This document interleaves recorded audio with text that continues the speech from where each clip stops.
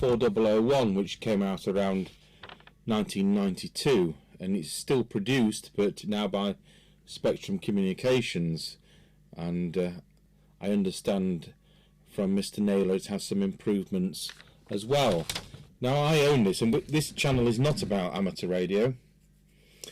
It's also not about SSB, but this is an FM only ham radio, and I like basic radios which are more like business radios. Bear in mind my main thing is business radio.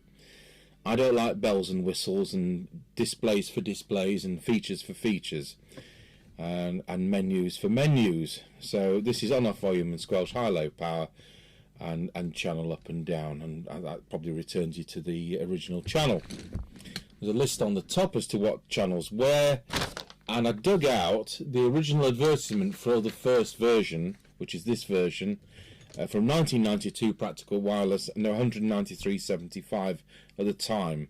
And at this point they did a 6 metre model, a 2 metre model. They did actually subsequently do a 77s model, and we actually have a 2 metre one and a 77s one. I haven't got a 6 metre one.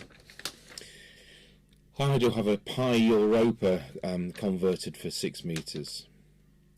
So we have a relatively new licensee in our radio club, and he's got himself a radio that does 4 metres amongst other things, and he tells me that I am slightly off frequency. Oh, and I hope the audio's okay today, because if you remember the last video I did was clipping something chronic. I'll just see if we actually, I don't know whether we are clipping. I'll just have a look and see if we can turn it down a fraction. We could be 1 2 1 2 1 2 1 2. Let's go down a bit more. Low 1 2 1 2. It's probably about there. So this is the AKD 4001.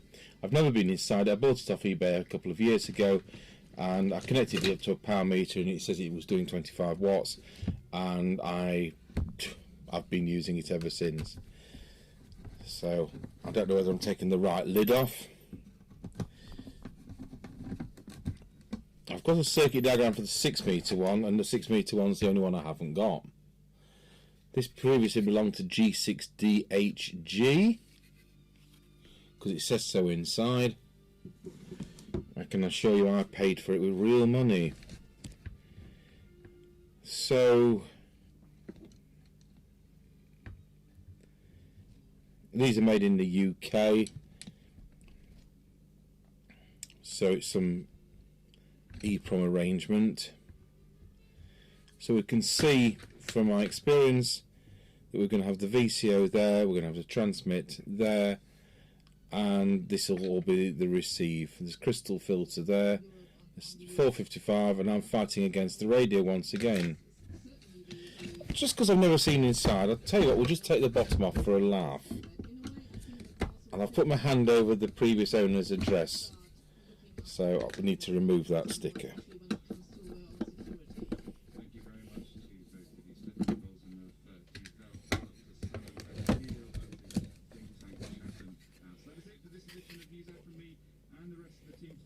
So, copyright 1991 by Target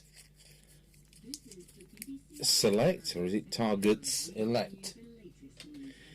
So we have an output device there, which is a TRF device, TRW device.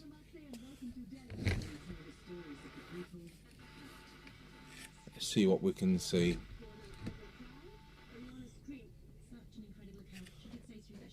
I could have pressed the fast zoom button and we might have actually got there in a timely way.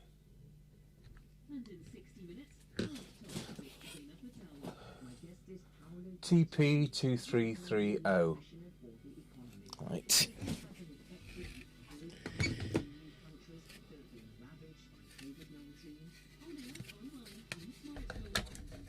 So we'll put that back on.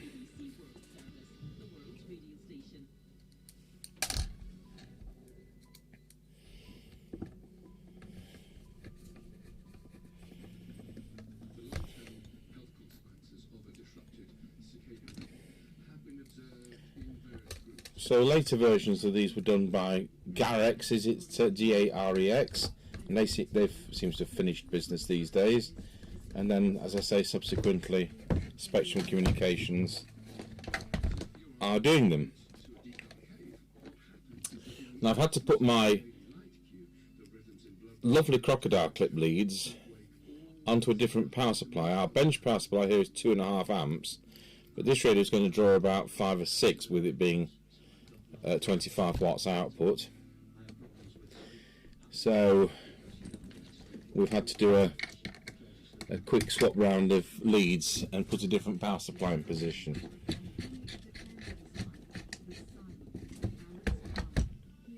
Right, we'll switch on that power supply, and it boots up on channel 16, which is the calling channel on 4 meters, and that corresponds to whatever it says on the lid.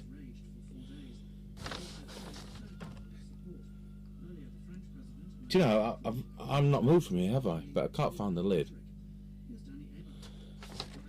So I had that piece of paper and I put that over there. Okay. I think it's 70.45. I don't think they've got a mic with this, and I've put a standard outside type, well, the outside gone, haven't they now? It's a standard replacement mic on. Right, I'll just switch the other camera on the picture-in-picture, and then we can have a look at the power meter. I'll make sure we're on the 30 watt setting. Wow. Yeah, it's doing 23, isn't it, that? So that's not far off the 25 it's supposed to be. See what the current consumption is. It's about 4 amps, but those meters on these power supplies aren't that accurate.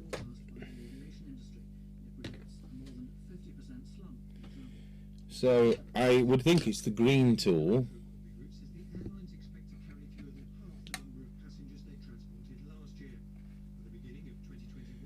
That's just peaked it.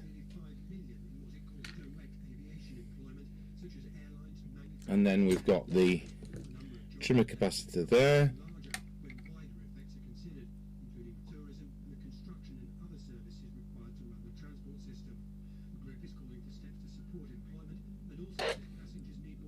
And the trimmer capacitor there.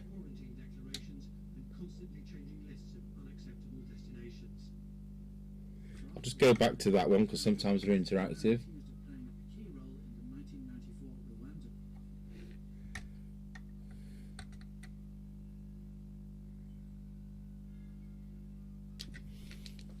Yes, it's doing a shade away from 25 watts. And on the low power setting, it looks to be doing 4 and a bit. There's our 5 watt point, and so that's about 4.2. It's probably supposed to be 5 watts. Wonder if it says so on the blurb. Yeah, 25 and 5. So yeah, that's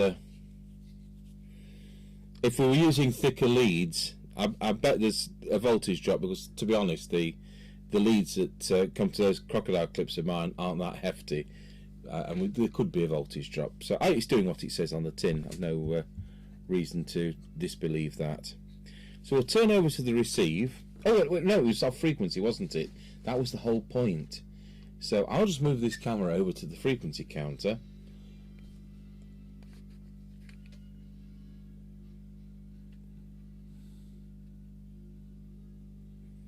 Better just widen that a bit, or we're not going to see all the digits.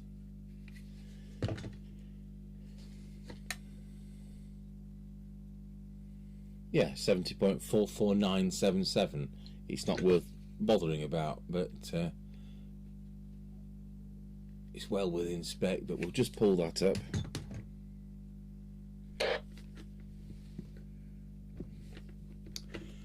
And clearly the trimmer capacitor for that is here. I'll use the ceramic tool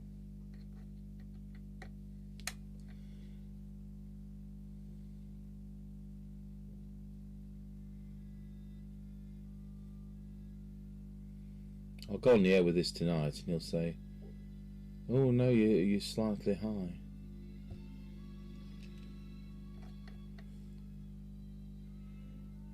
I'm going to try and get this absolutely spot on, and then it'll show how accurate his new old singing or dancing radio is. You can never do this.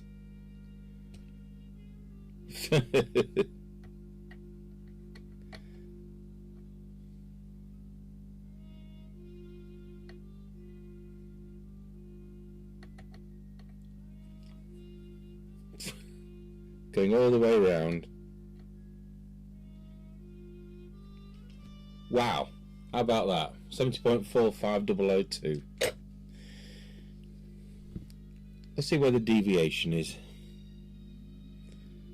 So the space, let's check what the channel spacing is supposed to be. It's 12.5 kilocycle spacing, so it's around about 2.5 kilocycles. So we're going to be looking at, whereas on CB we'd be looking at 2.2 to a maximum of 2.5. We're probably looking at 2.4 to 2.6, somewhere around there. So we'll do this exactly what we do, but I'm going to have to change all the settings on this, because normally, of course, we're on 27 megs, and now we're on 70. So I'll just see whether we can tune this in. 70 is going to be there.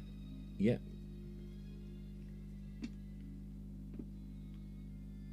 That's seen it. Wallow.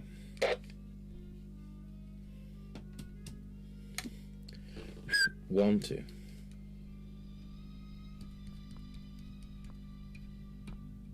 That's it. Let's get the little oscillator out.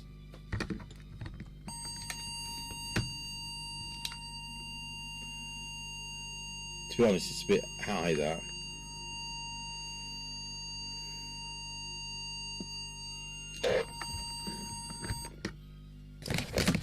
Can I see an adjustment for it there? There's a preset just there. It's got to be that, hasn't it?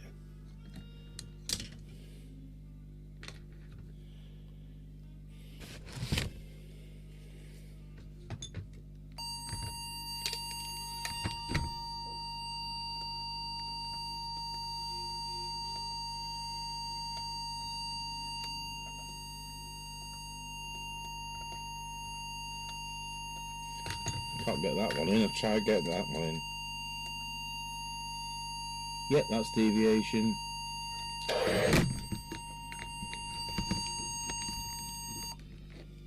Just move that camera across.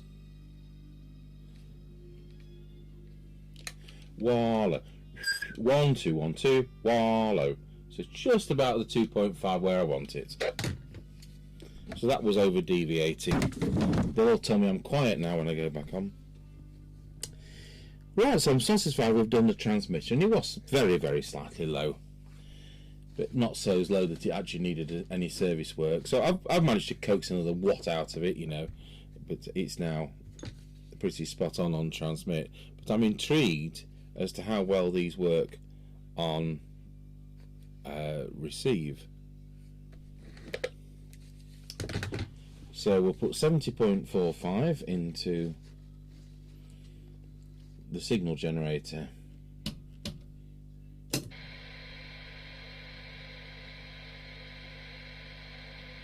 Yeah, 70.45. So I would expect it has a normal type of detector arrangement. So we'll put an S9 equivalent signal on, turn the volume up. Ooh, that's not nice. And we'll plug the instruments in.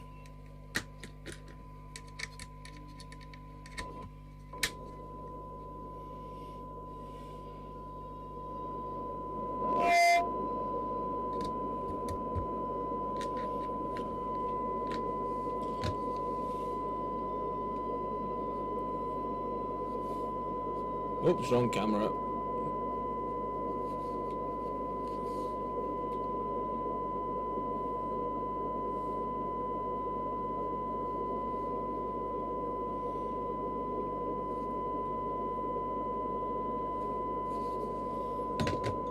So that's an S9 equivalent, so we'll just see whether we can improve on the detector.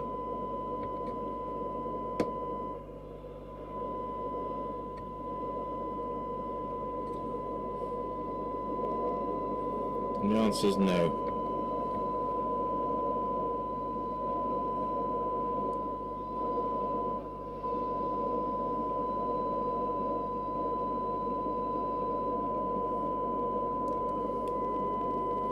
Okay. So we'll drop the signal and we'll go through the front end. So we're looking on the cyanide meter. I'll just move the camera onto that.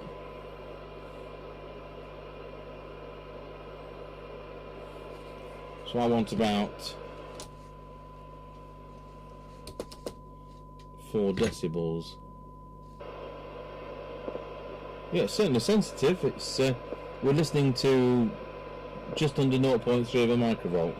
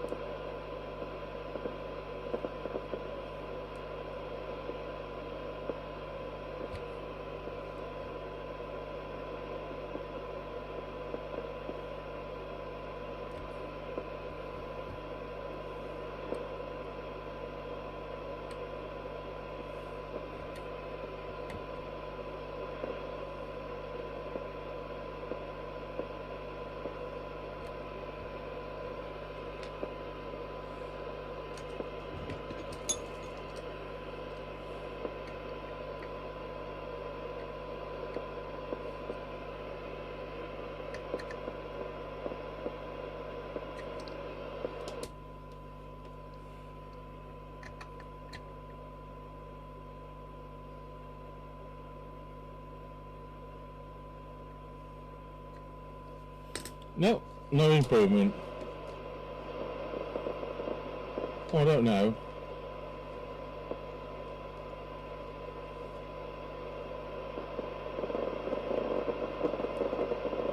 That's now 0.2 microvolt. Yeah. It has improved it. Right, so let's take a reading. So we'll get the notebook out, which we normally do the CBs in.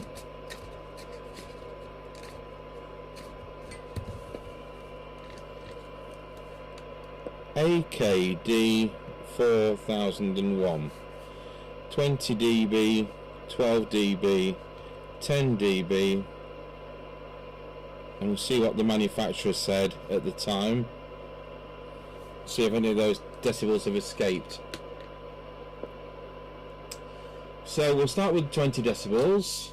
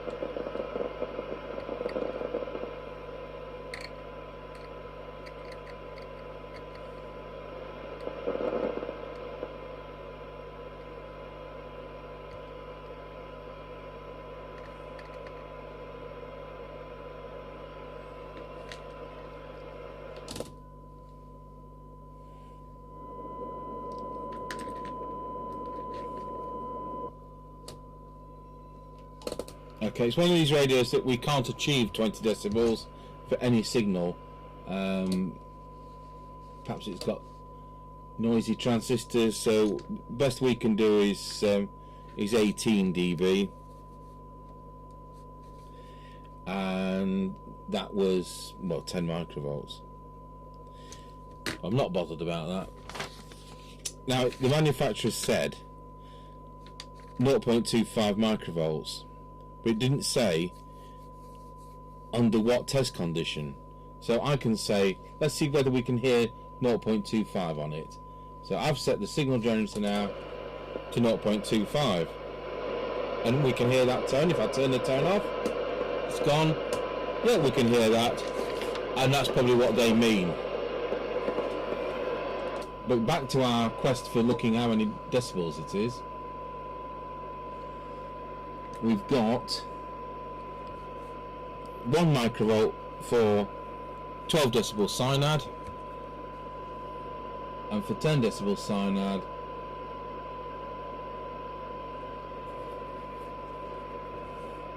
.75 microvolts. So that's fair enough. We're going to compare that with a Maxon PM150. Don't know whether we're doing that today, but that's what we're going to do. So we'll just see how the squelch performs. There's nothing adjustable as far as the squelch goes, but I'm just interested to see how it performs. So I'm going to turn the signal generator off, put the squelch to full, and let's see when that comes in. Well, unfortunately it comes in at 0.3 of a microvolt, so it's a bit of a wishy-washy squelch.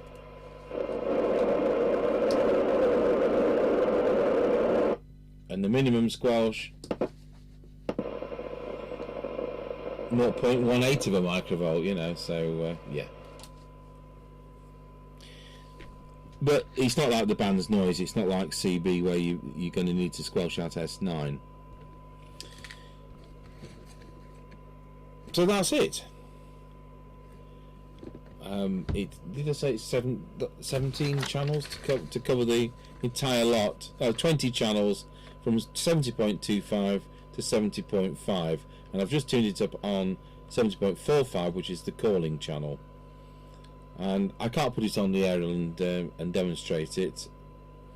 Though we're going to do an on the air test another day, but it means putting the Maxon in the car with a suitable aerial.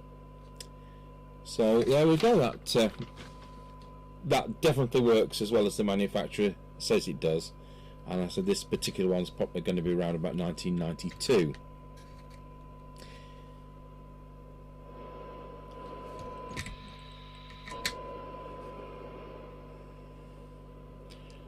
So I'll just find the lid and we'll put that back on.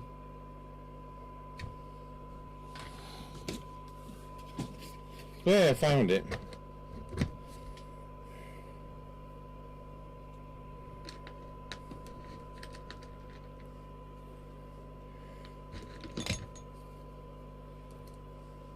So it goes from channel 00 to channel 19. That's how they've done it. This is a plastics case.